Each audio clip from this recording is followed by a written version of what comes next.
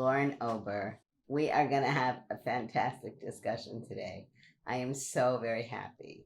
I'm going to start out by asking you a question. A man living in our neighborhood when I was growing up in Brooklyn, we called him Pop Ober. His last name was Ober. Do you by any chance know if you had a relative in Brooklyn? Wow, that was not the question I was expecting, like right off the bat there. No, my family's name when my great-grandfather came over from Switzerland was Oberer, and they just lopped off the extra ER, and then they moved straight to Pittsburgh. He was the nicest man. Well, I would adopt him if he was a nice guy. Every year he would go to the Kentucky Derby, and he would bring me a glass. Really? Absolutely. Is it in this apartment somewhere? Unfortunately, in all of my moves, it got lost. Oh. So I hope that whoever's got my Kentucky Derby glasses from Pop Ober, I hope you're using them well. But everybody, I had to start like this because if you listen to Lauren Ober's The Loudest Girl in the World or any of the other productions that she has been responsible for creating and hosting and producing, I have been riveted by listening to these programs.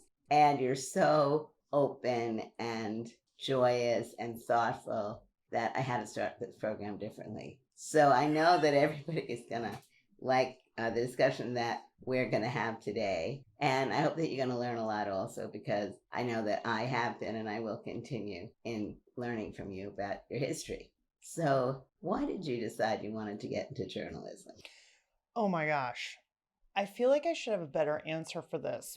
So I went to college at American University here in DC, and I had no idea what I wanted to be or do or anything like that. And a friend of mine who worked at this school newspaper said, hey, do you want to do a bi-monthly column? Because they had like a boy doing a column and then they wanted a girl, female doing, the other week. And I didn't know anything about writing. But I said yes because it was kind of framed as like a humor column, which, what do I know about comedy anyway?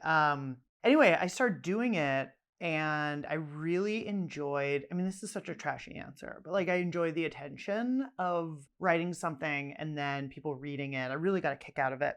And, I graduated from school. I worked at a boarding school for a couple of years. Didn't really know what I was going to do. And then I ended up going to journalism school at Syracuse because I thought I'm going to write magazine stories. I'm going to, be a great narrative newspaper reporter and write really great features. And I did that for a while. And then I found my way to audio because I'm much more suited for audio for obvious reasons. Well, tell us what. Because I just talk and talk and talk and talk and talk. Well, the other thing from listening to your programs, they're highly scripted. Is that right? They are. Yeah. Yes. They're very scripted. There's a lot of off the cuff stuff, but it is beat by beat narration. So it seems like it's a real good combination. It's really fun. Well, okay. I'm sure you've written a ton. You have experience writing. I have this feeling that I hate writing, but I love having written. I like the experience of a product at the end, but the actual process is murderous. I hate it. It's so uncomfortable. I complain the day that I know I have to start and I'm just like flopping around on my bed. Like, I can't do it. I don't want to do it over and over and over again. And then finally I'm just like, oh, you have to because you have a deadline. So, I wouldn't write if I didn't get paid and if I wasn't under deadline pressure. Like I have a mortgage, so I have to do it. You live in Washington, D.C., right? I do. Yeah. And you're from Pittsburgh? I'm from Pittsburgh, yes. Yes, like born and raised. Yeah. Washington's such a unique city to live in. Obviously, you know that. But everyone is here. Well, most people are here to do some version of good, whatever good means to them, I think. And it's such a different place. Nowhere in America is like this federal enclave that we're living in. I feel like it gets such a bad rap, but it's actually a great city. I love traveling. I love going to other places. And I come back here and I'm like, this is a pretty livable place. Minus the rents, but in general, I think it is a manageable city, at least for me. So how did your career evolve? So, I got a job at a rinky-dink newspaper after graduate school. Here in DC? No. I went to graduate school at Syracuse, Right. and then I got a job in upstate New York at like a very small newspaper. And I worked there for, a year and a half or something. And then I got a job at a slightly less rinky-dink newspaper in Burlington, Vermont. I lived in Vermont and I worked at two different papers for probably 8 years. But this is at the time when the newspaper industry was falling apart, right? And people were getting laid off, and all my colleagues were getting laid off. And then everyone was saying, we need to pivot to video and all of this stuff. And then I had a situation at the paper that I was working at that made me not want to stay there anymore. So I left that paper not knowing what I was going to do, but I had always had an interest in audio. I was a huge public radio listener. I loved This American Life. I loved Radio Lab. I loved, Planet Money, like all of these shows that were sort of early, they became early podcasts, but they were radio shows first. So I listened to them and I thought, could I do this? Like, I don't know, can I? And then I heard about this program called the Transom Story Workshop, which was like an audio journalism, audio storytelling training program up on Cape Cod. And I learned for 2 months on Cape Cod how to make audio stories. And it was like the first time that I ever had any kind of like period where I didn't have to work. Like I had saved up enough money where I didn't need a job during that time. I just spent all this time learning how to do a thing. And then I ended up moving out of Vermont, moved to DC. I got a job at a university here just writing, and I figured I'll do audio on the side. And I was like, it won't take me long to get a job because like who doesn't want a newly minted grad? Like, oh, hey, like I'm just gonna make audio stories for you. I've made 2 of them. So you should hire me full time. I ended up freelancing for a while, and then I got a job at the public radio station in DC, and then I just, kind of just went from there. But I ended up freelancing. I hustled my little fanny off, and just did work for everybody. Did every kind of audio job I could manage. I'd like to talk a little bit more about this because Yeah. I think it's really valuable for some of our listeners to understand what one frequently has to do. Yeah. In moving through the world of work, especially with so many changes happening right now. So what would you say some of the major lessons are that you've learned over the course of a reasonable number of years? 2 decades. 2 decades in journalism. I always did the trash jobs. I mean, I've had a job since I was 15, and I've done so many garbage jobs, and I think that all of them have some value. I work for terrible people. I work for great people. I did terrible jobs. I did cool jobs. But I think in audio specifically, I just was focused that I want to be good at this. And so my takeaway was just like, I'll do any little recording job for hire. I'll do something for $80. I'll do stuff for free if I figured it would help me, make a connection with somebody. And, over the course of 10 years, basically, I went from hustling and pitching projects and being constantly told no to now having, hosted 4 radio shows and podcasts. What are they? So my first show was called The Big Listen, which was a production of WAMU and NPR. And then I hosted a show called Spectacular Failures from American Public Media. And I just had 2 shows come out. One is called Fine Gorilla Person, which is a narrative show about Coco, the signing gorilla. I'm putting signing in quotes because it was purported that Coco knew ASL. Coco did not. Coco had a Coco sign language. And that is from Audible. How did you learn that was true? Because I'm a reporter, Judy. I'm a reporter. No, because it was obvious. And also because there are plenty of deaf people and ASL natives who would say, no, this is not. The gorilla is gesturing. The gorilla is using some form of gestural communication, but not ASL. No. And Coco's trainer was barely using ASL. I mean, she was not a native speaker either. So that was a really fun and interesting project. And then my most recent one is called The Loudest Girl in the World. And that's from Pushkin Industries. And that's the scariest one. And that just started September 12th, Yeah, 2022. this is true. It's You true. released 2, I did. and they're great. Oh, thank you. Why did you want to create the loudest girl in the world? You're assuming I wanted to. Oh, well, maybe you didn't want to. What drove you to do it? I felt compelled. So it's a narrative memoir podcast about my experience being diagnosed with autism when I was, 42. I'm now 44.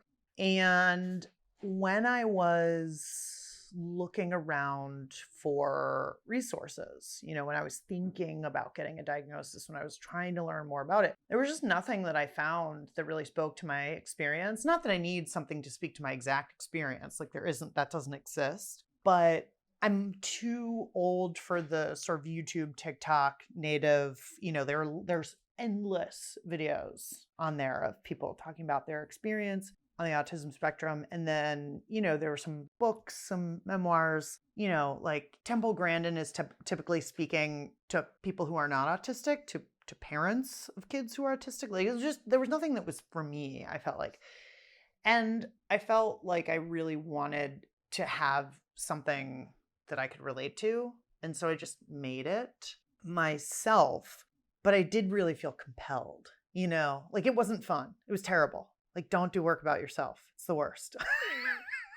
That's very interesting, actually, because why was it so important for you to get an identity of autism? You mean like a diagnosis, or like have it affirmed?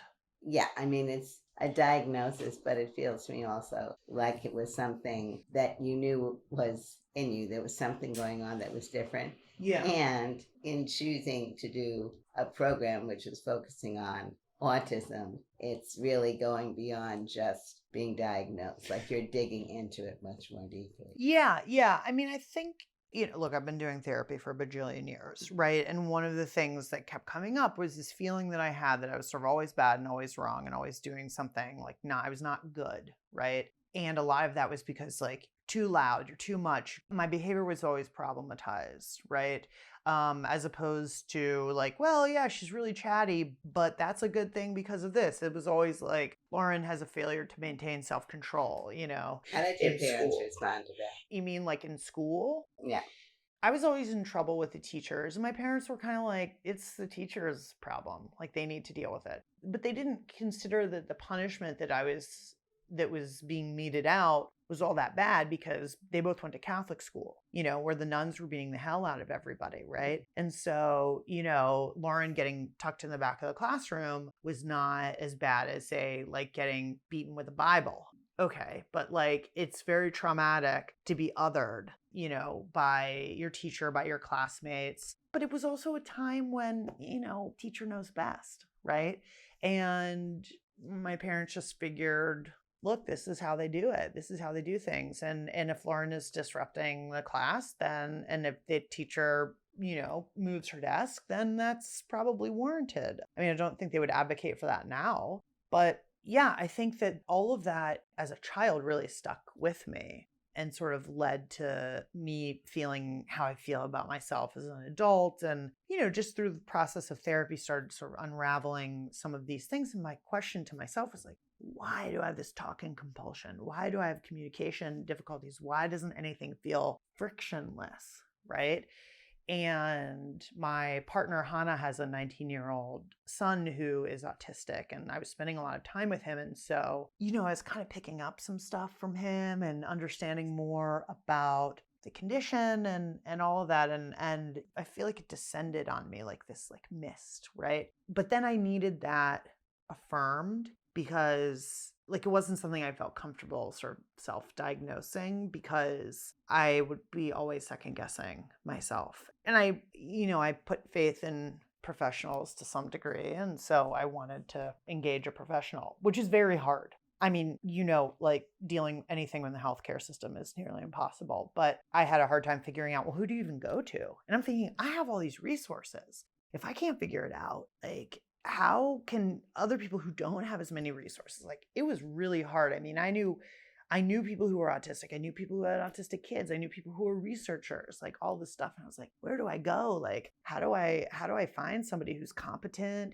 and who doesn't cost like $12 billion, you know? Because insurance surely does not cover diagnostic evaluations. So You were in elementary school in the 80s, right? I was. And so Section 504 and the IDEA were both operative, although relatively new. Mm-hmm. Did anyone ever, do you know? No. I already know the question. No one ever said anything to your parents? No, but also you have to understand, like, autism was not talked about the way that it is now. I mean, it was very much like if you were diagnosed, like still at that time, like you were in a special school, you were in special ed, and people with a subtle presentation, particularly girls and women, people who are not men, like you were never thought of in that way. And, you know, autism is this forever moving target. And there isn't just one fixed definition, and there are many different presentations. And, you know, I think that people have evolved their understanding of autism.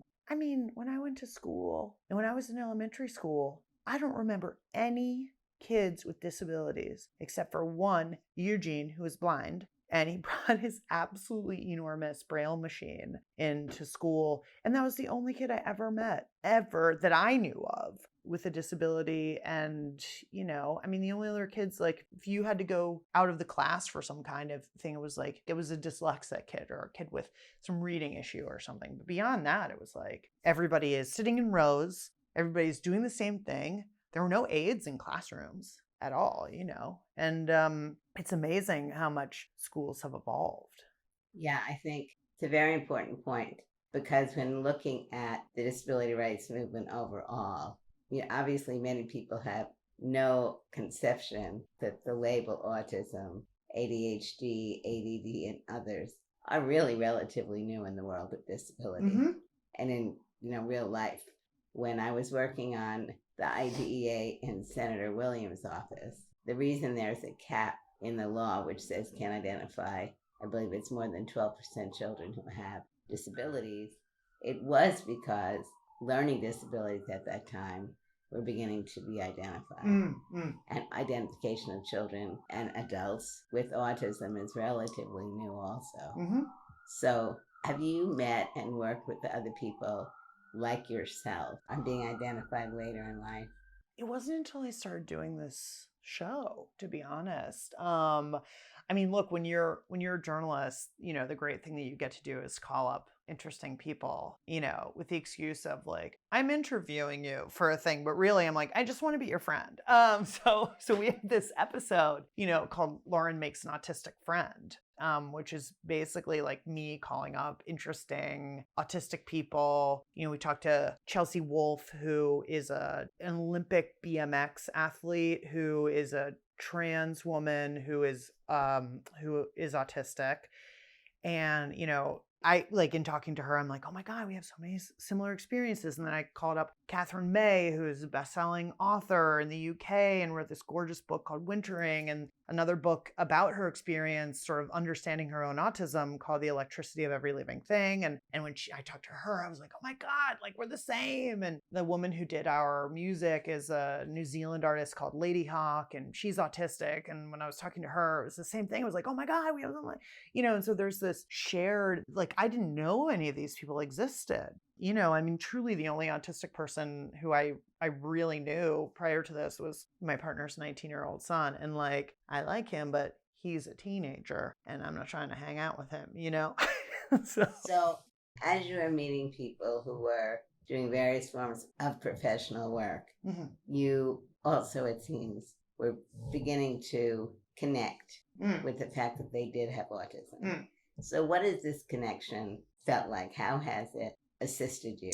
Yeah, I mean, I'm still really in the early stages. You know, I wish all of those people lived here in DC because then we would just be best friends and we'd hang out all the time. But I think just knowing, oh, right, like there are other people like this, and we do have a similar experience, and there is somebody that you can chat with occasionally. I mean, when the show was coming out, I was texting with Catherine May about how, oh my gosh, I'm so nervous about this, because she had written a book that was really formative in my understanding of my own brain, I think, and sort of being able to say to her, like, what was it like for you releasing that book? Like, all these people are like, trying to project their experience onto you, or did people tell you that you weren't autistic, or all this stuff? Like, so she was able to answer a lot of my questions. And give us some of the answers.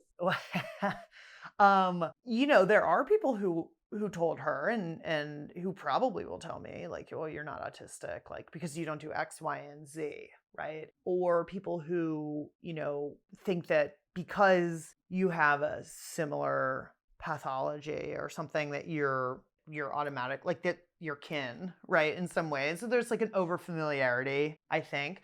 But also, she was like, people were extremely kind and generous. And I mean, my show's only been out for one day, but that has been my experience. And so it's just so nice to have my experience sort of mirrored back to me, because I think that I've largely moved through the world, thinking like I'm a weirdo. But I think, everyone's got a sack of rocks, right? It's just how you choose to carry it, and how heavy your sack of rocks is. But to be sure, we all have one. And so you're not actually alone. It's just you haven't met those people. So if you would have pitched this podcast as the first one that you wanted to do, so the other 3 that you've done hadn't happened, do you think you would have had interest in making it move forward? Or in part, do you think your credibility and the number of followers that you have on your other programs enable people to have trust in you in a way that they possibly took a gamble?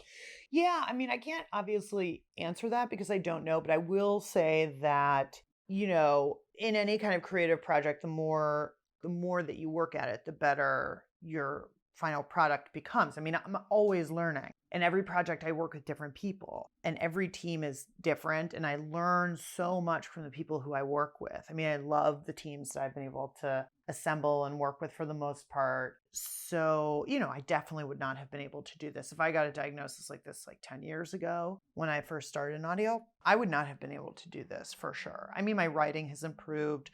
My ability to do the craft of audio has improved. And I think that there's something about being middle-aged where you're like, I don't care. Like, whatever. Like, I have a job, I have a life, like, I have a house, I have a dog. If you don't like the show, oh well. Like, what am I gonna do about it?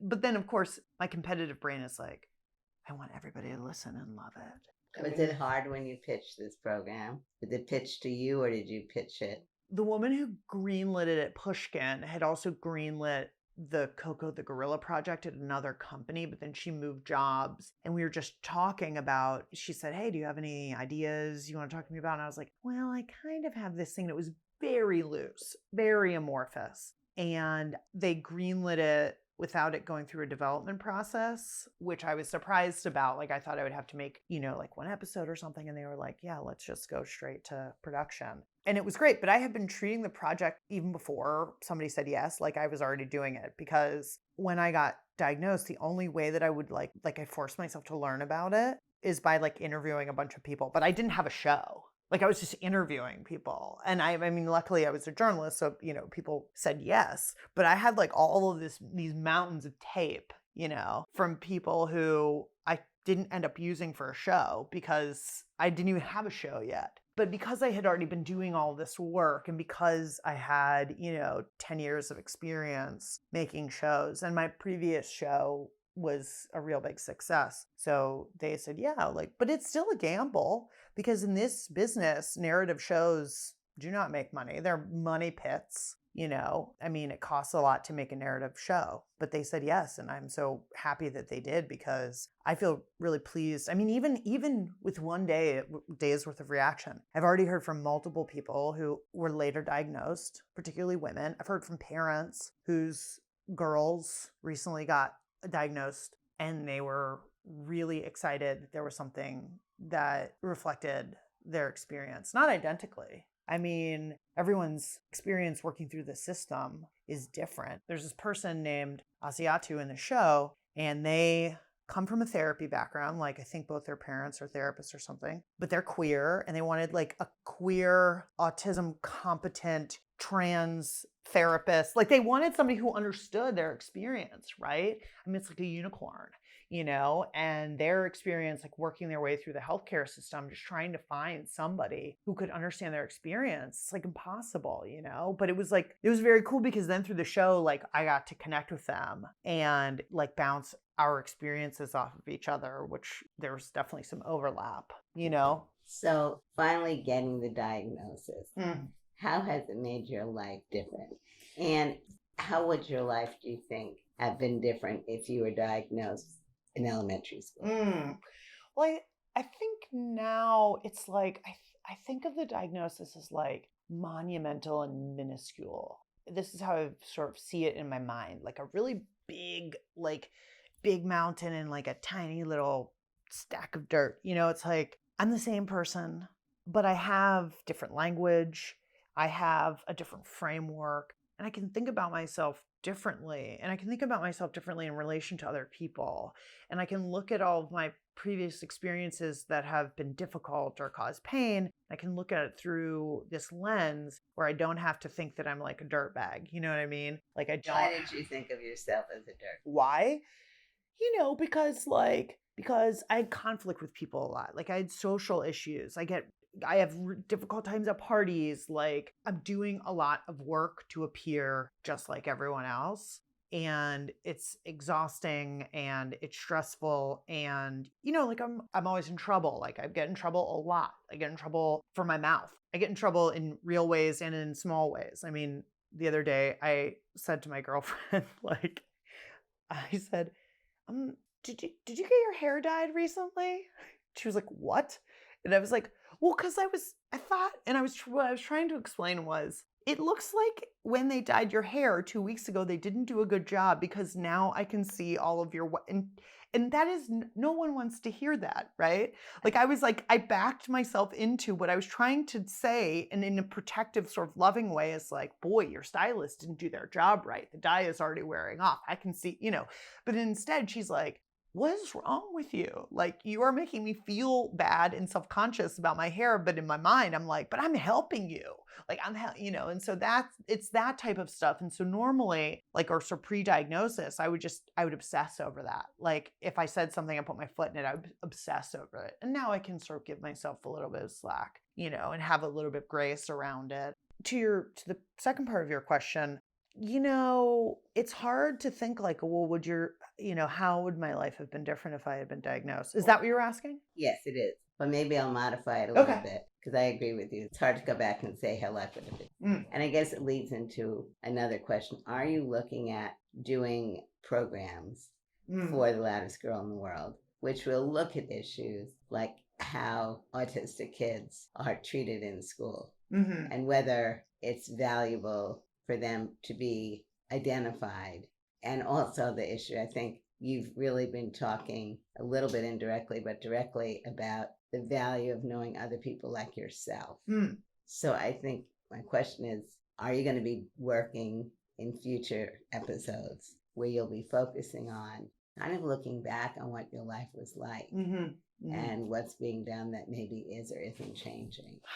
This is a limited run series, so we'll do 9 episodes, and then we have a bunch of bonus episodes, which are just interviews with people that we didn't have time to, or we didn't put the full interview in the episode. This isn't so much an advocacy podcast or project as much as like it's a personal project that I hope sort of indirectly serves as like one more piece of work in a larger canon of work by autistic people where people are able to share their own experience. And through that, I think there's learning and there's change. I mean, I feel like my role is to be able to sort of individually engage with people. It's like when, like back in the day, when people be like, I don't know anyone who's gay, and then just knowing, like having a gay friend, like changes people's minds and their thought about like, well, it's really hard to be like, I'm against like marriage equality when I have one friend who's gay. Like it's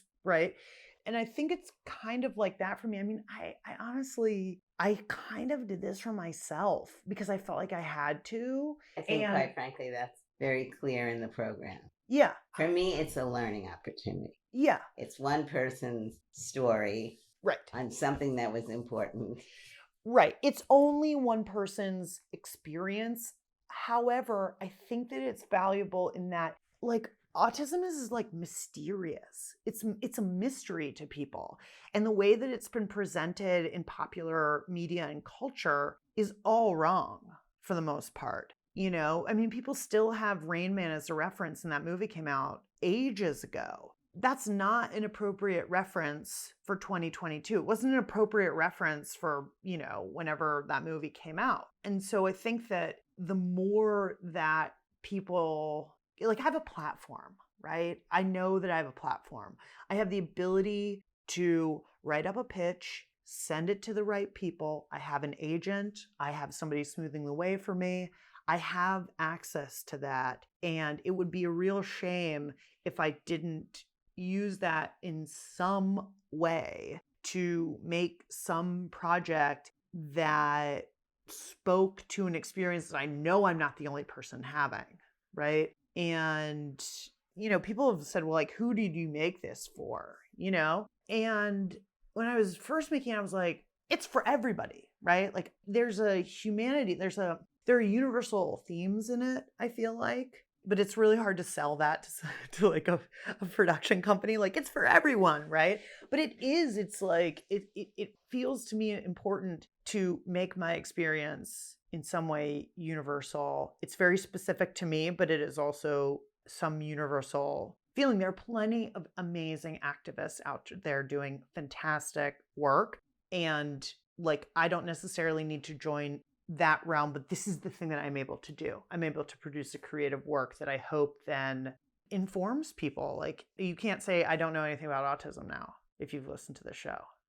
What I like about the program is you're on a journey. And you've been on this journey a long time. Yeah. And at some point, you just decided you had to figure out and open the door and go in. And in this journey, I'm sure that you're meeting many other people like yourself who questioned who they were, because you're not a bad person. But other people, thanks. I don't know, you won't have to say, maybe that's not true. Maybe you are a bad person. But That's right. What do you know? But I think on a serious note, the program that you're doing on autism could be done by people who have a learning disability or any one of a number of other disabilities. So we're about to end, and I do want to get back to the question, which is, do you see this opening as one that might also allow you to venture into more stories on the whole disability rights movement? Because just like people looked at Rain Man as the world of autistic people, it's true for really any category of disabled people. Right. And that's one of the threads, I think, that's really important. So one of the reasons I really like what you're doing is because it's exposing another strand. So have you thought about that at all? I am still like in the thick of this. I mean, the show just came out, and, I think what I'm interested in is, like, people need to be able to tell their own stories and be empowered to be able to tell their own stories. I think that one thing that I do know how to do is package that in a way that people like. Because, look, I mean, a podcast is entertainment, right? We listen to podcasts for many reasons, but, like, first and foremost, it has to entertain people in some way. And so I would like to, in the future, figure out a way to provide an outlet for other people to tell, like, narrative, long-form stories that engage people and aren't just, telling you what to think, but that are allowing people a window into into your experience that they didn't otherwise have. It's really hard to do. I mean, it's really hard to sort of take sort of a magnifying glass on your own life. It's very uncomfortable. You're not a reliable, you know, like you need people telling you like, is that true? Like you need, you know, family, friends, editors, producers, you need all these people, you know, to tell you it's really hard otherwise. But if that is something that I am able to provide for somebody, I would love to be able to do that sometime in the future. But now, like, I mean, my brain is still oozing out of my ears, you know, from making this show. So I'm not thinking about anything in the future quite yet. Well, I really would like to thank you for coming to our home office. Love it. And I really suggest that people not only listen to The Loudest Girl in the World, but Google other shows that you've done, because I love your style. Oh, thank you so much. It's a very powerful style. And thank you so much for having me in your home here and chatting with you. I mean, it's like I was nervous because you're, you know, legendary and, you know, but really you're just like a goof, just like the rest of us. So I goof better when I'm with someone who's a goof. Thank you so much for inviting me. I really appreciate it. History won't forget us or try to minimize our pain.